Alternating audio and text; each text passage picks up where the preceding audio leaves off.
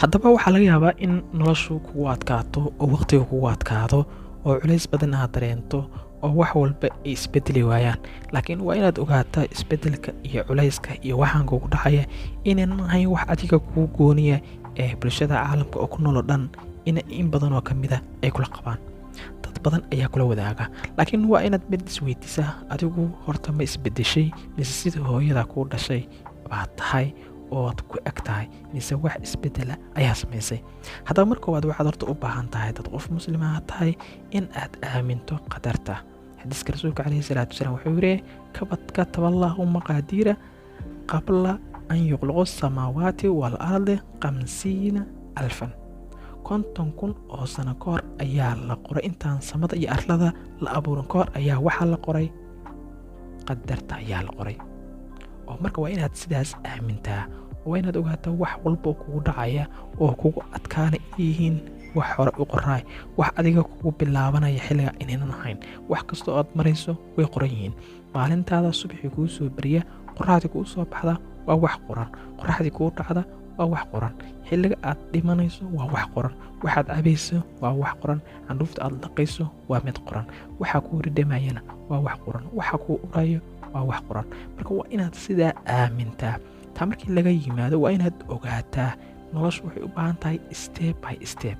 tusaale ahaan adiga markii aad dhalatay caloosha hooyada intii aan la gaarinba marka hore candhuuf baa laga abuuray, kabacdina waxaad noqotay cad hiliba, kabacdina waxaad noqotay qof astaantii leh oo xibnihii loo dhammaystiray, kadibna naftii baa lagu abuuray, kabacdina waxaa la qoray naftaada waxay cuni lahayd iyo waxaad cabi lahayd inta adduunka joogtid.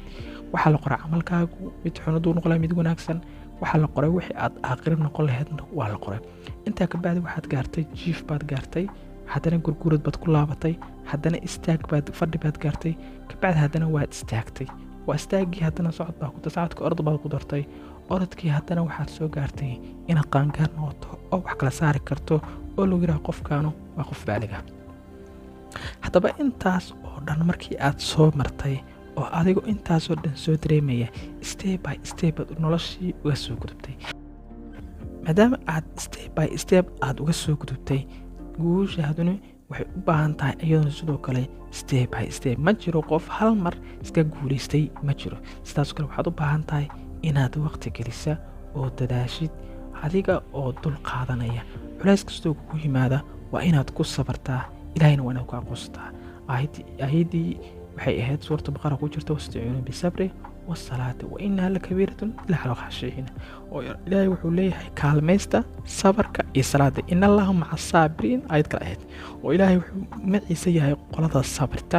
ilaahay waxaa leeyahay waxaa u dacwooday sabir baa u dacwooday. marka wuxuu yidhi qolo ilaahayow qolo walba waad lamaana ayaad u samaysay oo wax ku bedel cagsigeeda habaa samaysay, laakiin anigu kaligay baan ahaa.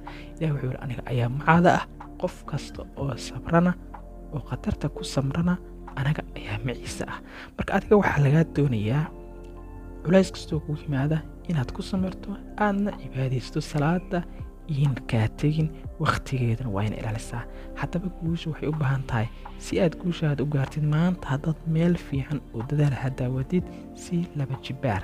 waxaa la yidhi faraska maxaa jabayda ama usha maxaa loogu dhuftaa? waxaa la yidhi waxaa loogu dhuftaa farasku ha ku daro orodka ha sii badiyo. marka adigu maanta haddaad dadaal ku jirtay hore u dadaalaysay, dadaalka sii laba jibaar, guushaadu way dhowdahay. haddii aad hadda fadhidana hadda fadhiga ka kax, dadaal si aad guushaada aad u gaartid. si aad guushaada u gaartid waa inaad sii dadaashaa oo tilaabo aad hore u sii qaadaa.